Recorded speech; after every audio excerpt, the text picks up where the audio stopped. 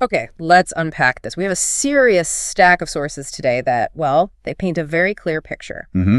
The rules of modern conflict, both on the sea and on the land, are being aggressively rewritten. And not by the things you'd expect. Exactly. Not by massive armies or state-of-the-art bombers, but by surprisingly small, often inexpensive, new technology. We're moving beyond just big guns and big ships. That's absolutely right. And our mission today is really to look at two major connected shifts that we're seeing in the source material. These shifts are fundamentally redefining what military advantage even means in this conflict. Okay, so what are they? First, we have the incredible escalating vulnerability of the Russian Black Sea Fleet, even when those ships try to hide. Right. And second, we're seeing the dramatic, almost unseen impact that these small, coordinated drones are having on the very survivability of individual soldiers on the ground. So we need to break down the background, the tactics. Exactly. We want you, the listener, to understand not just what happened, but why it matters, strategically on a much bigger scale. Here is where the recent maritime escalation really starts. Our sources show this whole series of events was kicked off by a very specific, very aggressive threat. Yeah. On December 2nd, President Putin announced a plan to economically choke Ukraine, basically cutting them off completely from the sea to prevent all trade. And he called it the most radical way to stop what he termed piracy. That threat was immediately followed by action. The source material details how Russia began hitting civilian Turkish cargo ships. And we really need to emphasize this point.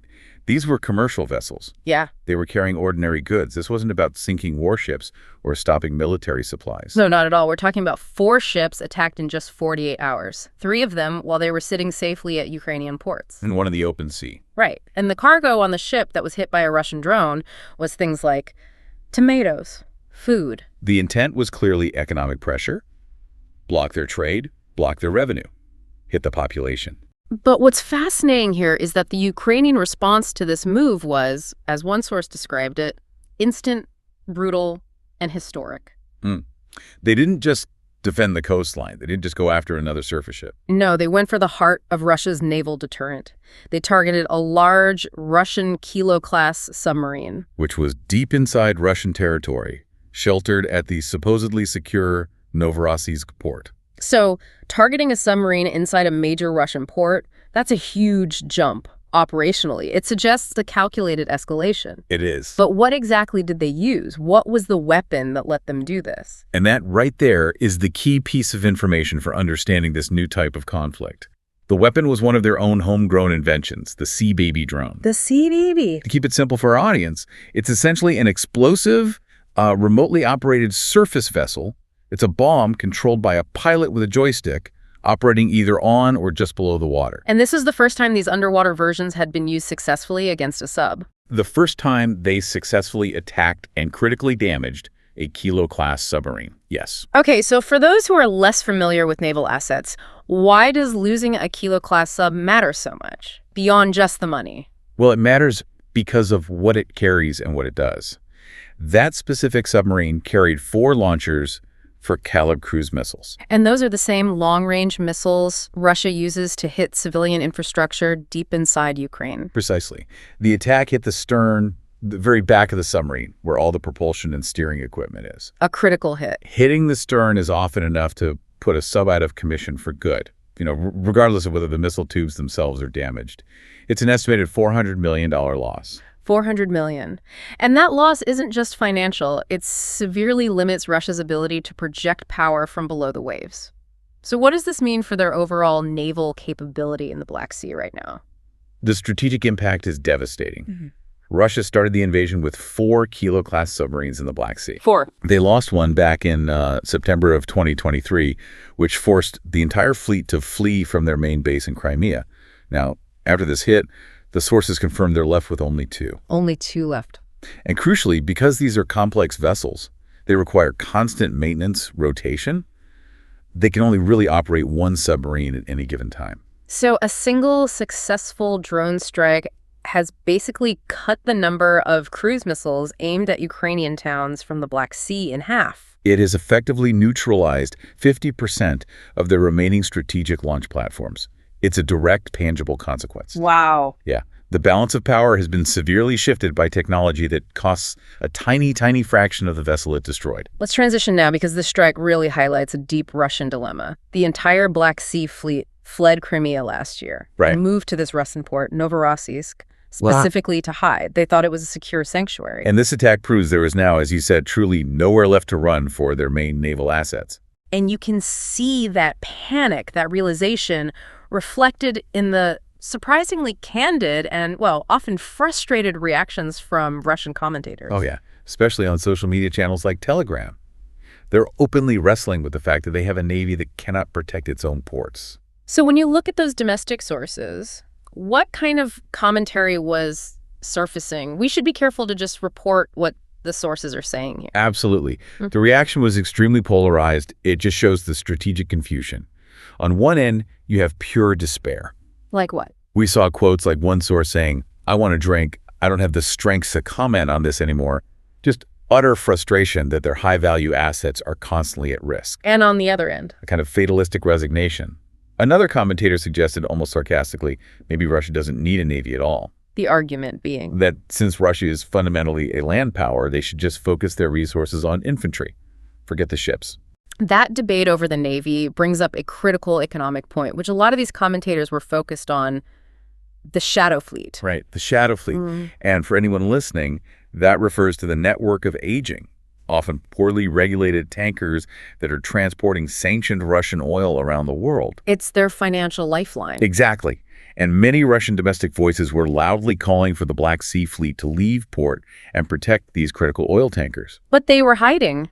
Precisely because they were afraid of losing more ships. So this drone attack proves not only can the Black Sea Fleet not protect the tankers, it can't even protect itself inside its own supposedly fortified ports. So what's the real-world economic implication of that for those oil tankers? The economic risk is enormous, and this is what's driving that domestic desperation you see. The sources point out that if Ukraine keeps proving Russian ships are fair game, those shadow fleet tankers will continue dwindling. For two key reasons. First, insurance premiums will just shoot up to prohibitive levels. And second, it'll become nearly impossible to find international crews willing to sail those extremely dangerous Black Sea routes. Which would mean serious chaos for the Russian economy. It forces them into complicated, slow, and very expensive rerouting of massive cargo flows. It's an economic injury inflicted by a military failure.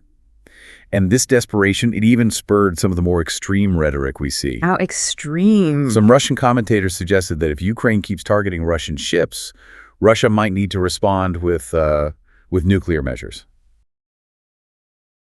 Wow. It just shows the serious level of escalation being discussed domestically, simply because the commercial viability of their Black Sea trade is so severely threatened. Okay, let's switch gears.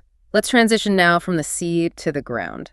This next section really illustrates how the same kind of asymmetric technology, the inexpensive drone, is transforming reality for the common soldier. Our sources gave us this truly fascinating clip of Russian troops trying to cross the Dnieper River area south of Kherson in a small boat. This footage is a terrifying window into the new infantry battlefield.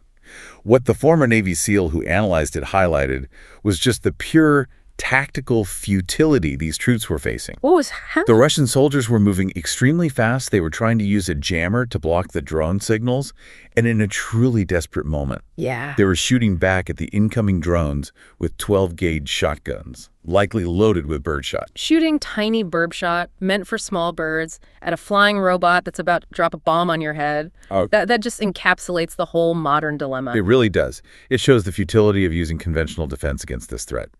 And the main takeaway was the sheer density and coordination of the Ukrainian drones. So it wasn't just one drone? Not at all. The pilots were converging using radio coordinates.